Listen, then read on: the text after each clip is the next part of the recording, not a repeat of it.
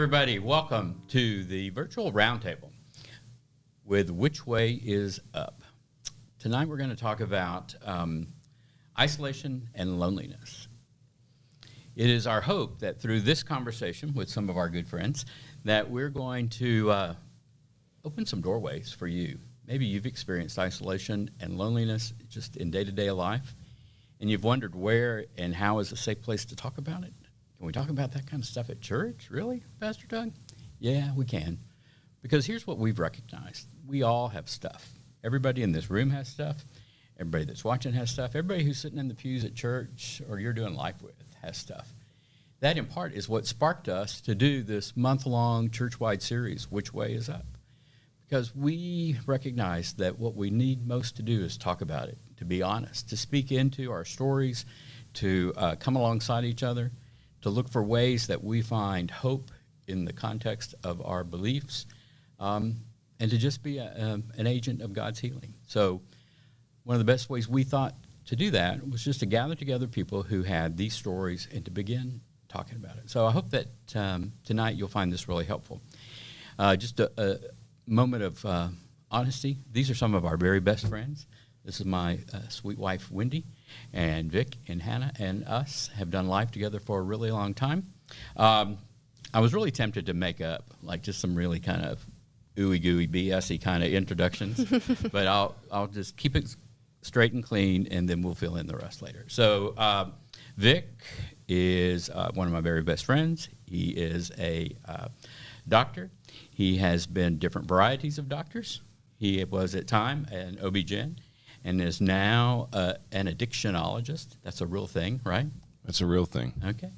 And has had private practices here in the North Texas area, and right now is a bigwig up at Hazleton Betty Ford in Minnesota. And look forward to hearing from him. His partner, Hannah Moussa, is a psychiatrist and is also a mom, and Vic's also a dad and a grandpa. And in addition to doing life here, just up the road, is a Air Force veteran, psychiatrist who served and took care of soldiers in Afghanistan and had a whole lot of big events, scary events, trying to just keep everybody's heads on straight, right? That's probably an understatement. Wendy Gail Curran Meyer, my sweetheart.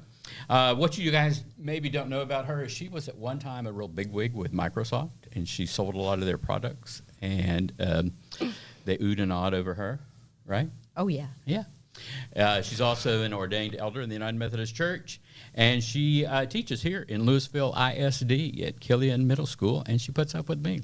So there you go. So we're going to just jump right into this, and part of what that means is tonight we're going to wrestle with isolation and loneliness, what the heck they are, and how do they contribute to our mental well-being. So I gave Hannah a little bit of a forewarning because I'm just really curious about, so you get sent to Afghanistan, and that's a little ways from home, and there you are. I'm imagining at times you were lonely, you're physically isolated. How, what the heck? How did you make sense of all that? Yeah, so it was an exciting adventure that I was anticipating some loneliness and some isolation. As an Air Force physician, I was dropped into Army units that were cohesive, that trained in the United States together and then deployed to Afghanistan together to do a mission that they had been training for years. How the Air Force inputs physicians and psychiatrists specifically is into these Army units to help assist in their mission. So I was essentially kind of dropped into the theater with lots of people I didn't know, with a job I knew. Now, as a mental health provider, I am, kind of used to kind of being dropped into places and looking for those who might be in need. But as a caregiver, and Vic might speak to this a little bit later on, and you guys as well, sometimes it's hard to know when we have needs. We're so busy looking for everybody else's needs. We have a really hard time figuring out, oh, wait a minute, this is a sign that I might have a need that's not being met. I left home, 3 little ones. My youngest was 2, and my oldest was 8. And that was really difficult. And I knew that was probably going to be the hardest thing for me to manage. Are they going to be taken care of? How is everything going to happen with that? So, flew in to Afghanistan, kind of started right away. My job was to take care of individuals who maybe were showing some signs of stress or isolation themselves, feeling lonely, and determine whether or not they were capable of staying in Afghanistan or not, or did they need to head back home. I found myself really quickly isolating. As an officer, kind of dropped into these working units, I didn't have really any peers. And so I was in my office tent, and I would go to eat in the DFAC, and I would work out, and I'd come back to my tent. Like, that's what I did. And I found that isolation led to loneliness within weeks of arriving. After the tension, the stress of just being there, the bombs and the evacuations and all of the stress of being there added to that loneliness really setting in really quickly. So the other interesting thing, so Hannah went away to Afghanistan. Vic, in a family decision, moved medically to Minnesota. And so that's a little ways north of Denton, right? 980 miles. 980 door to door. miles, 14 and a half hour drive on a good day. Or I forget how many hours it was in snow that day. But so let's just jump forward a little bit. Did you have any experience, and we can all chime in on this after Vic answers, but you're lonely, you're isolated. Did it get in your head? Did you live differently, eat differently, sleep, drink differently? How did it have a physical manifestation, or did it have a physical manifestation? Physical manifestation for me, when I first moved up to Minnesota, trying to figure out how we were going to coordinate time to talk with each other, what that was going to look like, what communication was going to be. I initially went up there and took really pretty good care of myself physically. We had the dogs, and I would get out and walk, and it was snowy, and I, would get out on cross country skis, and that was fun. And then the thing of COVID happened within weeks of me moving up to Minnesota. And so all of a sudden, the dynamic that I was going to have of flying back to come back 2 or 3 weekends a month and come spend time with family went away. And we didn't know what that was going to look like. And I think I'm in recovery, and yet there are some things that I can still do impulsively and compulsively. And eating is one of those. I go to sugar and simple carbs at the drop of a hat, and that has been sort of a pattern of the isolation and the loneliness of being up there. And I suspect that if I were to be honest about my alcohol consumption, I don't know that I drink too much, but I know that I drink more than I used to, and that's something that I need to just say out loud is one of those coping mechanisms. Don't want to call it a coping skill because it's anything but skillful, but that's one of the things. And the depression of being far away, I find I'm not terribly motivated to go exercise. I talk about wanting to and talk about needing to, and that's been one of those things that Hannah and I talk about. What's getting in the way? What's getting in the way is that I'm just not as energetic and not as eager, and I think that's part of that's being far away.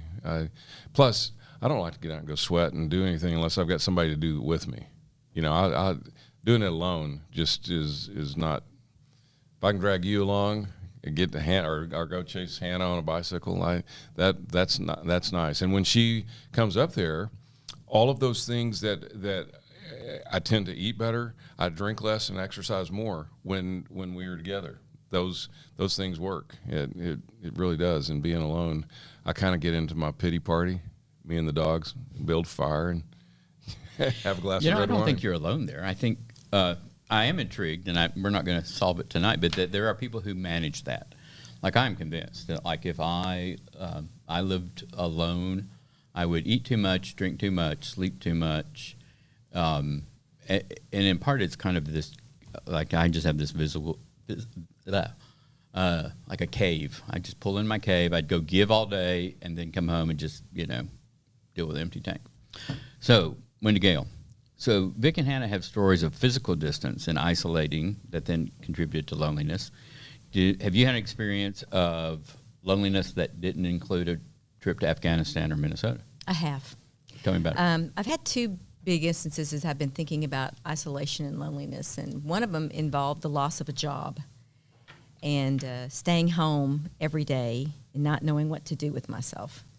And the other one is not so much a loss of a job, but it is a loss, but it was the transformation or the changing of a job. And that was whenever we, a year ago in March, went home for spring break from classes and never went back and stayed home until the beginning of this year, as far as teaching remotely and dealing with the end of the year remotely and all of that. It was just a real, like, what do I do? How do I do this? I am really good in a classroom. I feel very comfortable in a classroom, but what do I do, across from a computer screen to get students engaged? And it was really hard.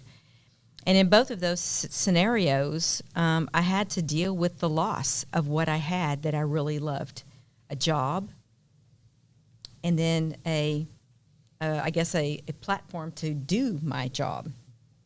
And it was really very hard. And I'm an extreme extrovert. And so I know that surprises you. And so being isolated for me is being away from peers and being away from the students and being away from the life that I know. And it manifests itself for me in depression by just staying home. So I watch way too much television. I get inside my head way too much. During COVID, I made myself go for walks. And so that was when you could take off your mask and walk outside, and that was very refreshing and very good. So my health picked up a bit at that time. But I sink into looking for alternative realities, which is whatever and watching things on television and just kind of living into that reality. But I get so sleepy and tired because it's not energizing at all. I think I am a converted introvert. I think early on in my life I was an introvert, and even early in ministry I was kind of an introvert. And by that I meant, like, I just always felt safer alone than being vulnerable with other people. And then somewhere over time, especially in my last years in recovery, I think I've become more of an extrovert because I'm not as scared of pleasing you or you finding out something going on in my life. So I do wonder if, and again, we're not going to be able to solve this tonight, but the whole introvert-extrovert, hold that over against isolation and loneliness and coping skills. I make up, for instance, that our friends who are introverts might have done just fine. It might have just really coped well and liked it. We have a boss here that who's an introvert, Pastor Daniel, and if nobody needs to talk to him, he'll be just fine. If I go a whole day without talking to somebody, I will go stir up something, just talk to somebody, I think one of the important things that I have found as I've grown into my adulthood is that whether or not I am physically isolated from other people, though I would much prefer to be in communion and community with people around me, right beside me, touching me even. When you spoke to earlier, being lonely even in a crowded room or with a group of people, when I am not vulnerable or transparent in those crowded spaces, I feel really lonely. And I remember kind of one of the loneliest times for me, Afghanistan being part of that, but one of the loneliest times for me was as I went into medical school and residency. I felt like what some people call an imposter syndrome. Like, how could this little old poor girl from South Texas be smart enough to in this room with all these doctors? Like, it doesn't make sense, right? So I spent a lot of time hiding who I thought hiding myself because I thought I needed to be something else. And those are some of the darkest memories and years I have because I was so afraid to be vulnerable and transparent with the people around me. Though I'm certain there were people there who were willing to hear and see me, I wasn't willing to let them see me. And so, as I grew and matured and had some relationships that were real and true and saw that it was powerful to be vulnerable with other people and that I was my biggest critic and judge. And the worries I had about other people judging me were mine, not in fact what they were going to judge me for. That allowed me to be in space with people and be vulnerable with them. And that really started to shift the tides for me in regard to loneliness in crowded spaces with other people. I think you're onto something there with the whole prescription of vulnerability. Like if we were talking to ourselves or somebody,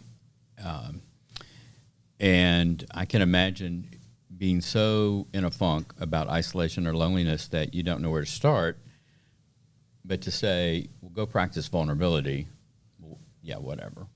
But it is in that vulnerability, like the risk reward quotient is out of this roof, off the charts, right? Like I make up, and I know all of us well enough to know that those times we have dived into the pool of vulnerability, it's had amazing consequences. And I'm sure there's people who have chosen vulnerability and it's not been as positive.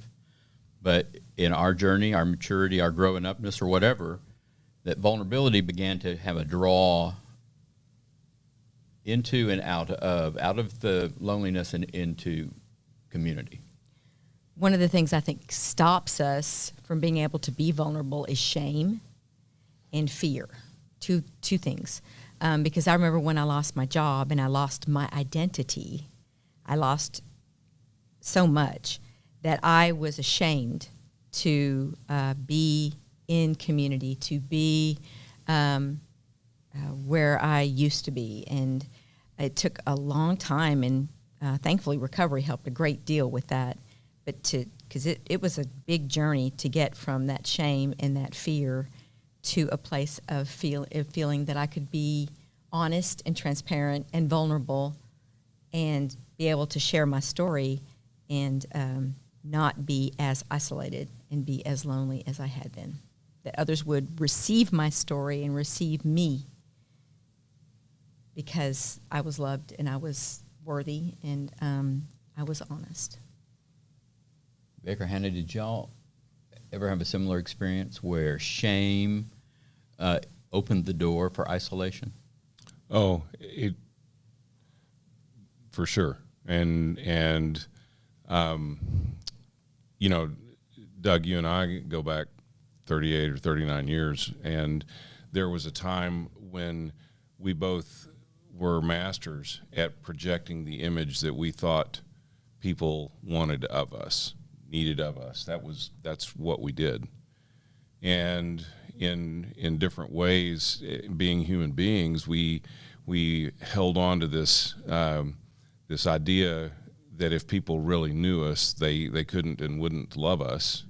And so we would be at our shiny best in a big crowd and feel lonely. And that loneliness came from that sense of shame that you talked about. That if I was to be really vulnerable and let somebody know who I am or what's going on with me or how scared I am to be known, that if I were to say that, I would die. I mean, it's that existential kind of a thing. And You know, as a consequence of my addictive behaviors, which had to do with in inappropriate relationships, and had to do with sexuality, and had to do with pornography, and a whole bunch of things that are really hard to say out loud when you're trying to maintain an image. When I was trying to maintain this image of who I was, those were things that I couldn't say or wouldn't say out loud. And then the communities around which I had the shame that if they knew when things exploded, and they did know, I relinquished privilege to some of those places, a church, community, a marriage, for a while relationships with daughters, and relinquished the privilege of place of who I was as in the medical group that I'd started. The shame, meta shame on top of shame. And out of that, the craziest thing happened, and that was when I learned to start saying, "Hi, my name's Vic, and I have sex addiction." And I would be around other people who would say, "Hey, Vic, really? Really?" And out of that transparency of being able to start saying things that were real and that were true, and yet that didn't define me. And the thing that I keep coming back to now is this loneliness that I feel, this isolation that I feel. It doesn't define me, and all I have to do to punch through that is just get on the phone and talk and say, "Hey, Hannah, I did something today I don't want to talk about, don't want anybody to know about, but this is the silly thing that I'm doing today."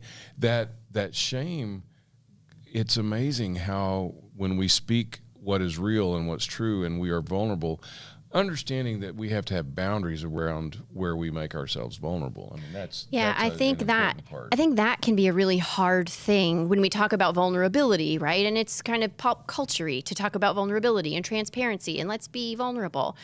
But it's really hard to know who you can trust to be vulnerable with. Being vulnerable and transparent doesn't mean I'm vulnerable and transparent with everybody I see, my Starbucks barista and the girl who sits across the cubicle from me. Transparency and vulnerability are in shades. And, I think learning how to trust ourselves to trust other people, or to know who is trustworthy, who can hold our vulnerability for us and with us, and cherish it as a gift. I think that is the really hard part, because when we find that, then the vulnerability isn't so difficult. Right? Yeah. Because we find a warm, open space. So like, Vic, you were talking about walking into a meeting and saying, "Hey, this is who I am." And people there saying, "We're glad you're here, Vic. We're glad you're here today." And to make me cry, to not feel, have that shame come back at us, because a lot of times we're around so many people who themselves feel like imposters, or themselves are holding up a shield of impenetrability. And they will bounce our vulnerability back at us like a knife. And not because they want to shame us, but because they're protecting themselves from whatever they're shameful for. So I get it. And I think you have to, you don't walk into Tom Thumb and announce, "Hey, I'm here to be vulnerable. Meet me over by the melons. Let's talk." But it is earned. It is, everything I just see is like, gosh, we all just keep growing up, don't we? Emotionally and in all these different ways. But it is a trust that I get as a gift from you, and I give back to you as a gift, right? We also know, and it doesn't take but a couple of times for that vulnerability to have then been compromised, that we quickly learn, like we did when we were kids, that the stove is hot. So then you pretty dang quickly, right? We've all done that. We've all shared a story that we've heard come back around and think, I told thus and so. I was thinking about my experience in 12-step groups with pornography was just the shock that it could be said out loud, that there really is a safe place. but everybody went there knowing that we were creating a safe place. Does that make sense? That it was already defined, and that there are kind of ground rules for safety. So I like where we're going with this, in that vulnerability is a prescription for loneliness and isolation, yet handled with care and probably with a professional. Don't jump in the deep end right off the bat. Let's shift gears for a minute and imagine loneliness in a crowded room. I think a lot of people experienced loneliness in all sorts of ways during COVID. I think people continue to experience loneliness in unhappy marriages, in unhappy relationships. And I wonder, what's the next best thing to say to somebody who feels like that's their story and that they don't know where and how to get out? Or maybe not even get out. Like, what the hell, Meyer? What do I do next? What do you think? I think tell someone. You've got to share that with someone. So I think for me, the first thing I would expect or would share with somebody as far as advice would be to find someone person that you can trust, that you can tell this to, because a lot of times just telling it or saying it out loud and acknowledging what is can help you sort of tame the beast. And so perhaps that person can then brainstorm some ideas on what to do the next time you find yourself in a situation where you're feeling lonely in a crowded room. What do you do? How can you identify someone to go and talk to, or give you some sense of strategies that you can try? But I think we have to say it out loud and get outside of ourselves and trust someone, a health professional, a friend, a family member, somebody that will listen and be respectful and be that sounding board for brainstorming ideas on how to approach that next opportunity. So before I had the joy of marrying Wendy, I was married to my ex-wife, Susan, for 32 years. And as that marriage ran out of gas, tanked, got broken and unfixable, I can only speak for me, but it was a very lonely time. There was a lot of emotional isolating. And, I look back at that now, and I don't know that it was retrievable or fixable, but I can see all the different things that I did that contributed to her feeling isolated and lonely, my feeling isolated and lonely, and not having, the wherewithal to call out for a resource, when in fact we lived in the belly of resources. We all know people, right, who know people who are marriage counselors and therapists and helpers and doctors and psychiatrists. And it felt terrifying to figure out, I like people who go, I admire people who go into those huge mazes, the corn mazes that are popular in the fall. But to me, the thought of getting in there, it felt like being lost. And I don't know how to get out of this. I can't think my way out of this. And I wasn't brave enough then to feel my way out of it. So I gave up, and then I think eventually Susan gave up because I gave up. But I have a lot of empathy for people who go home and even go to bed with somebody and don't even talk to that other person. Don't know them, I'm sure we went days without ever even talking. So you and I, our journey around 2009 and 2010 had a lot of synergy that was happening. And I think that what we've talked about in terms of the loneliness is in being in relationships where we weren't present for the relationship, for all the things that were going on inside, and then the consequences that had rolled for some of the things that we'd done just caused us to not be able to connect. with our partner. And it didn't have anything to do with loving that person or not loving that person. It had to do with acting in ways that were supportive of a love relationship. So what we did in our own attempt to maintain this vision of who we were was we isolated, because we didn't want to be known. We were afraid everything would fall apart. And in doing so, we just created more loneliness. And I was at the loneliest of places when I was in treatment the second time, and you and Susan came out. And I owe you an amends for something. And I've said this before, but I'll say it again right now. In my loneliness and in my learning to be transparent and that healing me, I decided that you needed some of that too, and I dragged you into the soup with me, and I said, and you and me are really the one and the same, and you weren't ready to hear that then. No, I wasn't. I remember thinking, I don't think I'm strong enough, but I'd like to punch him in the nose.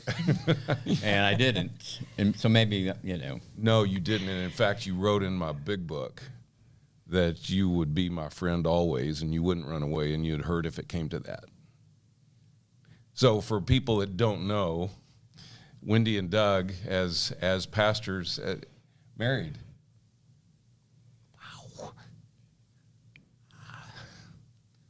What a great place we've come from, being that lonely that we can have this together. Those were lonely, dark days, man. Yeah. They were, and we went through those, figuring out how to not be lonely, even though, Mahia is it's a lonely little place for those that haven't been there. If you're the newcomer and you move in, it's kind of a hard place to be, and yet in that season of our life where we were able to be vulnerable for one another, we thrived both together and in that community, and we learned how to have honest relationships. And look at what that's brought about. Yeah, anybody. Even though at the beginning we really didn't know what the hell we were doing, we just kind of all stumbled along, and then we began to put pieces together. But I think that's the beauty in it, right? People may look at us and say, "Well, here's two doctors and a professional, and who started a second career and who's now a teacher and a pastor, and they have all this education and they know how to do it." The reality is that we fumbled our way into it. We fell and scraped and bumped and just kept trying. I wasn't in Afghanistan, but I have war wounds. So absolutely, this is after years of getting it wrong and denial and making huge mistakes and really coming clean and being honest about who I was and what I was about and what kind of life I wanted to live. And it's a big journey. It's a huge journey. So where today do we find hope? Whether it's a spiritual practice, whether it's riding a horse, digging in dirt, what do you do? What grounds you? What gives you, that fills your lungs with hope? It's always been my faith. I have always been a Christian since I can remember, and I have always turned to my faith in the times when I have been the most afraid. I remember in my 20s, I was in terrible, terrible credit debt and just so afraid that, I was going to get hauled off to jail. And so I remember praying one night that, and hearing the Holy Spirit say, just cut those cards up. Just cut the cards up. And so that trust in doing that, and then, I was able to, find help and whatever. But I know that whenever I am in a dark place, and it doesn't feel like there's hope, and I know that God will not leave me there.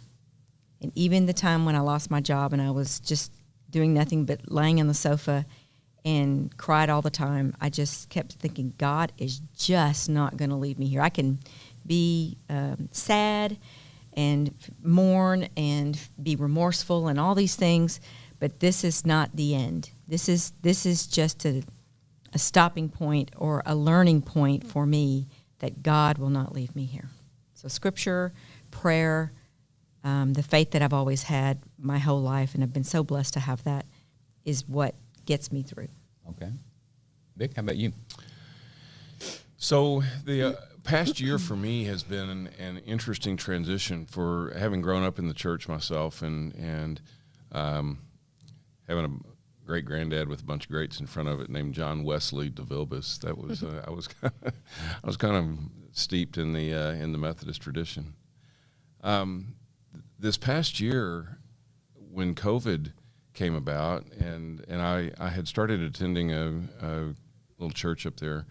Didn't have Hannah. I was up there, tried to stay connected with a Sunday school class or a life group back here in Texas.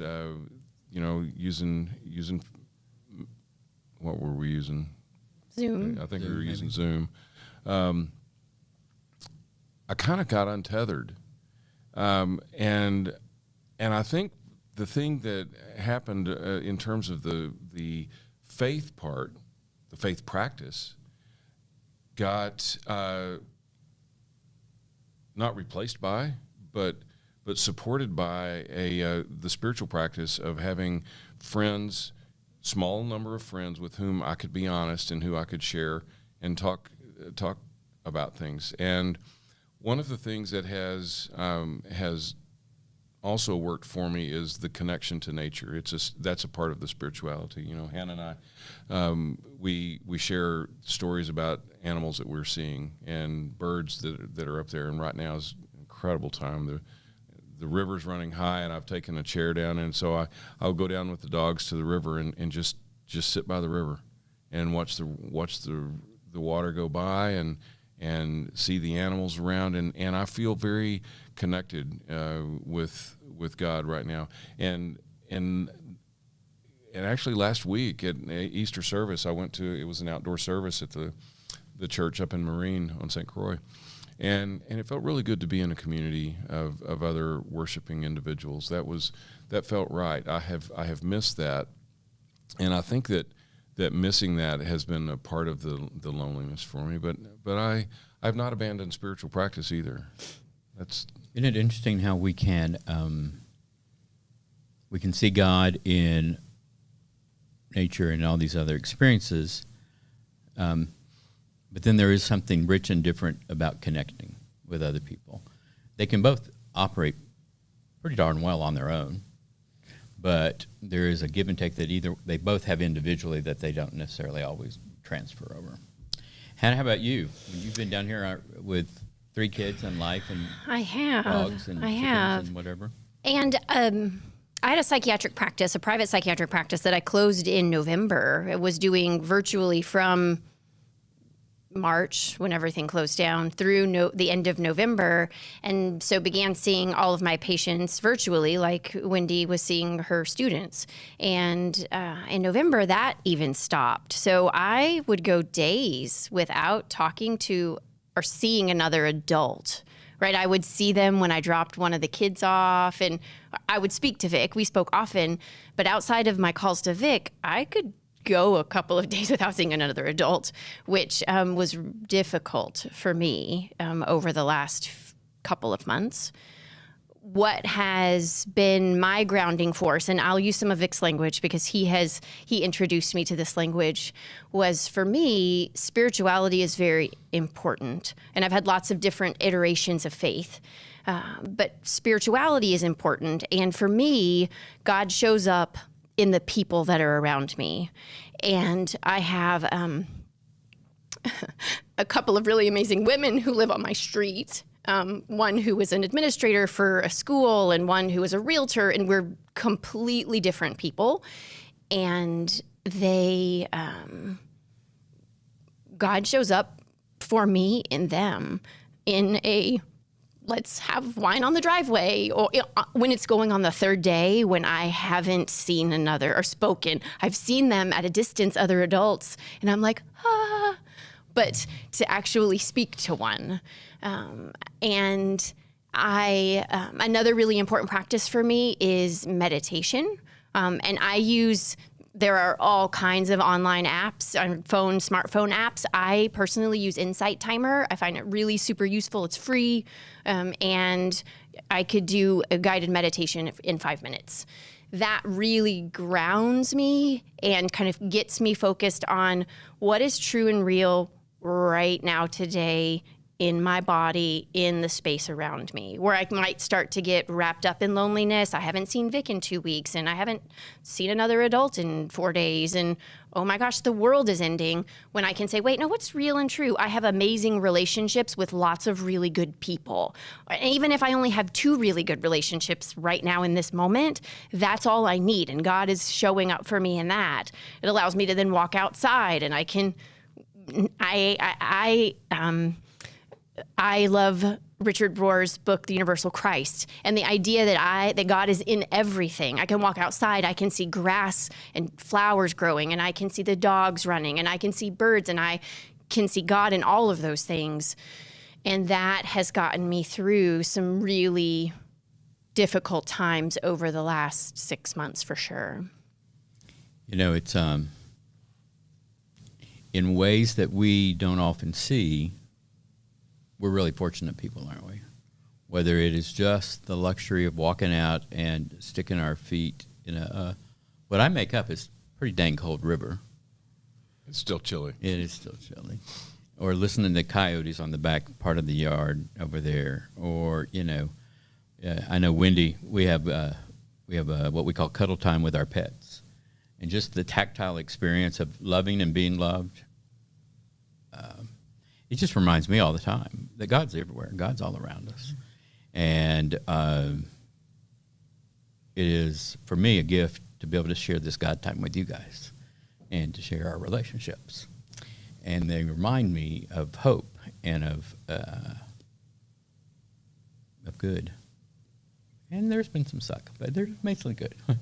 And thank y'all. Thank you for showing up tonight. And, friends, I hope that just being a part of our little dinner party here without food or a bottle of wine was helpful for you. And just know that I love what you said, Hannah. Like, we might at times look like we have our act together, but Lord knows we're a hot mess sometimes too. Mm-hmm. But we're honest about our hot messness most of the time. My hope for you is that maybe one of us is the person you reach out to, and we can help you connect and just kind of begin to find a safe place to stick your toe in the pool of vulnerability, or to warn you, hey, bad water, don't go over there, because we've all stuck our toes in plenty of bad water as well. So thank you for listening. Thank you for being a part of this. My friends here have also agreed to do a little bit deeper dive podcast with Alyssa. And that's going to be online here in just a couple of days. And I hope you'll check them out. There will be ways to kind of see more about what they do and what they're about. So all of that said, I'm going to quit rambling and just wish you a really good evening. Take care.